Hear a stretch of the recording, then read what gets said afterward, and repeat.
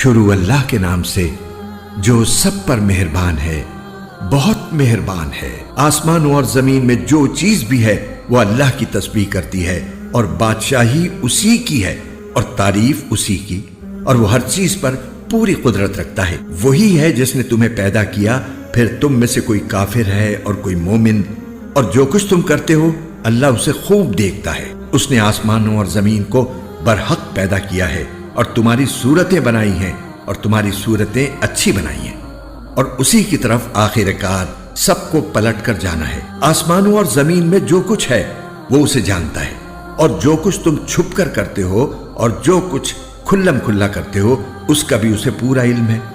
اور اللہ دلوں کی باتوں تک کا خوب جاننے والا ہے۔ کیا تمہارے پاس ان لوگوں کے واقعات نہیں پہنچے جنہوں نے پہلے کفر اختیار کیا تھا، پھر اپنے کاموں کا وبال چکھا، اور آئندہ ان کے حصے میں ایک دردناک عذاب ہے؟ یہ سب کچھ اس لیے ہوا کہ ان کے پاس ان کے پیغمبر روشن دلائل لے کر آتے تھے، تو وہ کہتے تھے کیا ہم جیسے انسان ہیں جو ہمیں ہدایت دیں گے؟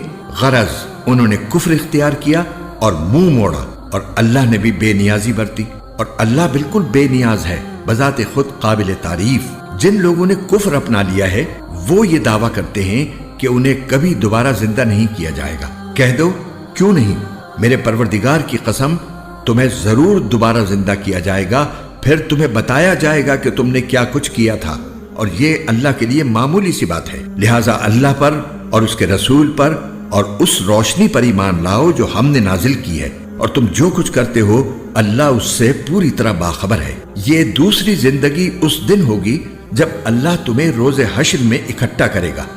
وہ ایسا دن ہوگا جس میں کچھ لوگ دوسروں کو حسرت میں ڈال دیں گے، اور جو شخص اللہ پر ایمان لایا ہوگا اور اس نے نیک عمل کیے ہوں گے اللہ اس کے گناہوں کو معاف کر دے گا، اور اس کو ایسے باغوں میں داخل کرے گا جن کے نیچے نہریں بہتی ہوں گی، جن میں وہ ہمیشہ ہمیشہ رہیں گے۔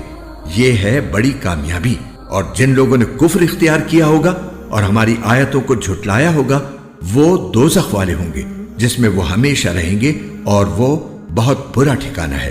کوئی مصیبت اللہ کے حکم کے بغیر نہیں آتی، اور جو کوئی اللہ پر ایمان لاتا ہے وہ اس کے دل کو ہدایت بخشتا ہے، اور اللہ ہر چیز کو خوب جاننے والا ہے۔ اور تم اللہ کی فرما برداری کرو اور رسول کی فرما برداری کرو، پھر اگر تم نے منہ موڑا تو ہمارے رسول کی ذمہ داری صرف یہ ہے کہ وہ صاف صاف بات پہنچا دے۔ اللہ وہ ہے جس کے سوا کوئی معبود نہیں ہے، اور مومنوں کو اللہ ہی پر بھروسہ کرنا چاہیے۔ اے ایمان والو، تمہاری بیویوں اور تمہاری اولاد میں سے کچھ تمہارے دشمن ہیں، اس لیے ان سے ہوشیار رہو، اور اگر تم معاف کر دو اور درگزر کرو اور بخش دو تو اللہ بہت بخشنے والا، بہت مہربان ہے۔ تمہارے مال اور تمہاری اولاد تو تمہارے لیے ایک آزمائش ہے، اور وہ اللہ ہی ہے جس کے پاس بڑا اجر ہے۔ لہٰذا جہاں تک تم سے ہو سکے اللہ سے ڈرتے رہو، اور سنو اور مانو، اور اللہ کے حکم کے مطابق خرچ کرو، یہ تمہارے ہی لیے بہتر ہے۔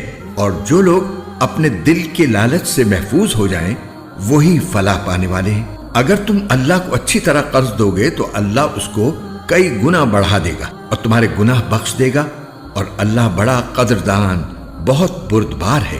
وہ ہر بھید کا اور ہر کھلی ہوئی چیز کا جاننے والا ہے، بڑے اقتدار کا، بڑی حکمت کا مالک۔